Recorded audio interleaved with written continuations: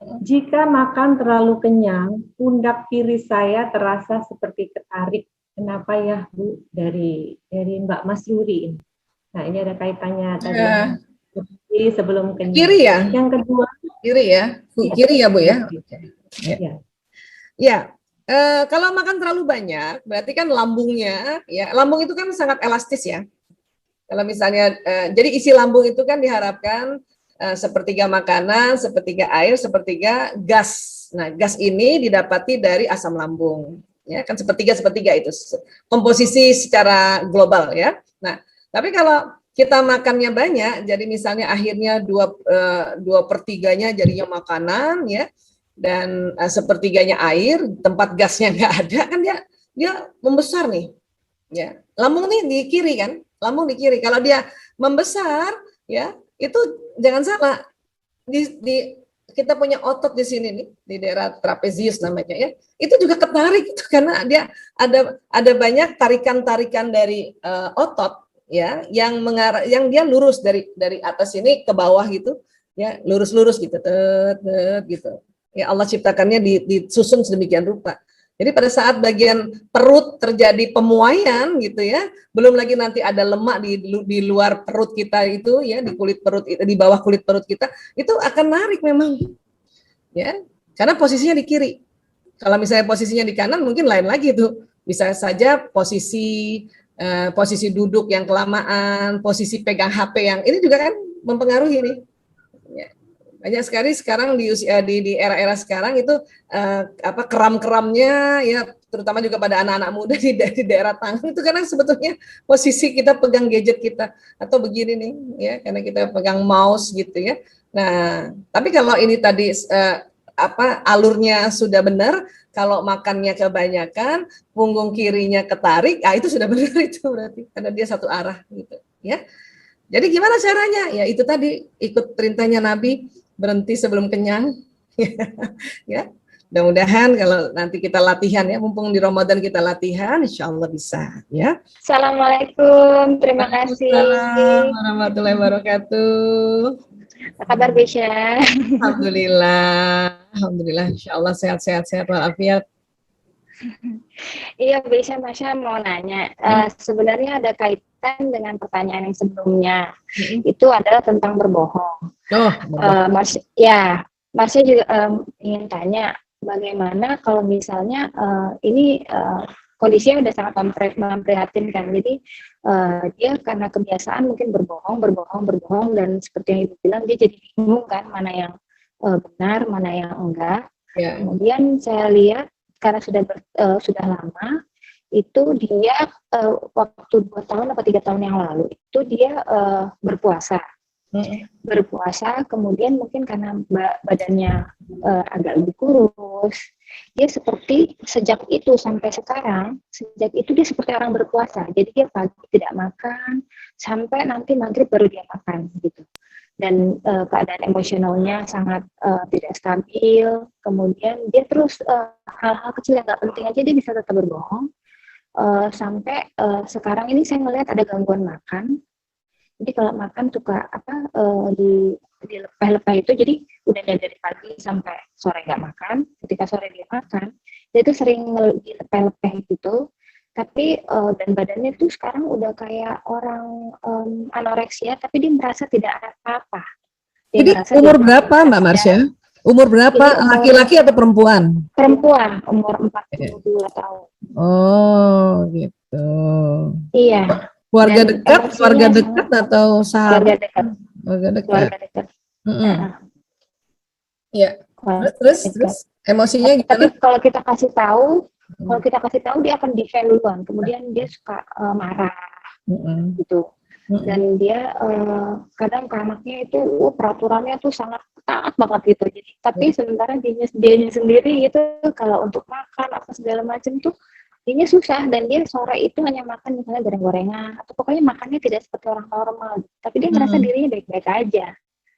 Dan kita semua akhirnya takut untuk ngasih tahu karena dia akan marah duluan. Kemudian tapi kita khawatir juga dalam hati, sedih itu karena badannya tuh Bu Aisyah tinggal itu kayak orang anoreksia itu loh, Bu. Jadi kayak tulang sama mungkin kaki sama itu udah sama gitu. Dan saya jadi prihatin banget, tapi saya kehilangan cara banget untuk ngasih tahu dia. Jadi dia kayak orang puasa terus gitu. Ya ada keluhan deg-degan nggak? Matanya kayak orang keluar nggak? Matanya, bola matanya kayak makin makin kayak keluar, mau keluar gitu. Enggak ya? Oh, Mbak Marsha hilang nih. Sinyalnya biasanya. Ya. Iya. Ya. Terus ya. Ya, baik. Ini ya. Kenapa matanya keluar ya? Kayak orang keluar gitu ya? Iya. Nah, itu. Iya, matanya tuh kayak udah kayak keluar gitu ya? Iya. Nah, itu udah pernah periksa belum itu tiroidnya, hormon tiroidnya? Oh iya, ininya agak di sininya ya. Saya lihat ininya juga agak. Nah, kalau tadi cerita Mbak Marsha cerita sih, ya saya mengarahnya kayaknya ada hipertiroid itu. Ya, harus paling enggak diajak untuk periksa aja ke penyakit dalam. Nanti penyakit dalam akan rekomendasi periksa lab yang lengkap. Nanti di situ dilihat. Karena kalau sudah ada perangai kayak gini, ya ini kan udah bukan yang biasa ya. Dan dia sendiri karena nggak tahu bahwa ada hal-hal yang terjadi yang tidak seimbang di tubuhnya. Ya, biasanya orang yang hipertiroid kayak gini. Ya biasanya kan kadang-kadang suka gopoh-gopoh juga, kadang-kadang suka ya tergopoh-gopoh, tiba-tiba langsung berdiri gitu bisa gitu. Nah terus kayak lagi ngomong apa tiba-tiba ngomong apa gitu kayak orang loncat-loncat ya. Nah ini biasanya orang-orang hipertiroid ya, itu ada obatnya loh, sayang kalau nggak berobat cepat. Ya, kalau nanti memang sudah nggak bisa diobati lewat obat-obatan oral ya biasanya dioperasi ya. Jadi sayang kalau nggak diobat cepat, karena ada obatnya. Makanya harus. Itu memang gangguan jadi emosi segala macam. Iya, karena kelenjar-kelenjar tiroidnya di sini kan itu juga mengganggu hormon-hormon yang nanti di kelenjar adrenalin. Ya, kemudian hormon bahagia yang ada di pituitarinya banyak terhambat oleh tiroidnya yang terlalu banyak hormonnya keluarnya gitu. Ya, bisa dua tuh, bisa kurang atau malah hiper ya. Cuman kalau kurang dia bengkaknya lebih besar kalau kurang hormon tiroid. Tapi kalau tadi tergesa-gesa, kurus banget, kemudian omongnya loncat-loncat dan dia nggak rasa, matanya udah mau keluar, nah itu biasanya hipertiroid. Ya.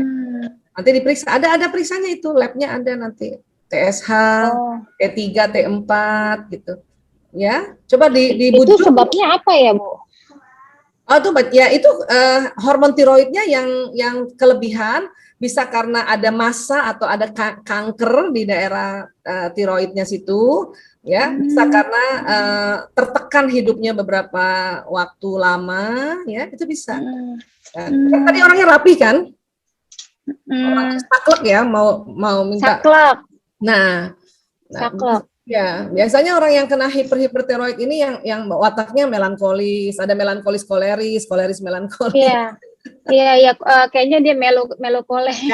Ya, gitu, melankolis koleris. Makanya coba dibujuk, harus ada yang berani. Karena nggak, kesian, dia sendiri nggak rasa itu bahwa dia sakit. Dan ada obatnya. Kita kasihan semua. Ya, dan ada obatnya. Dan gampang banget.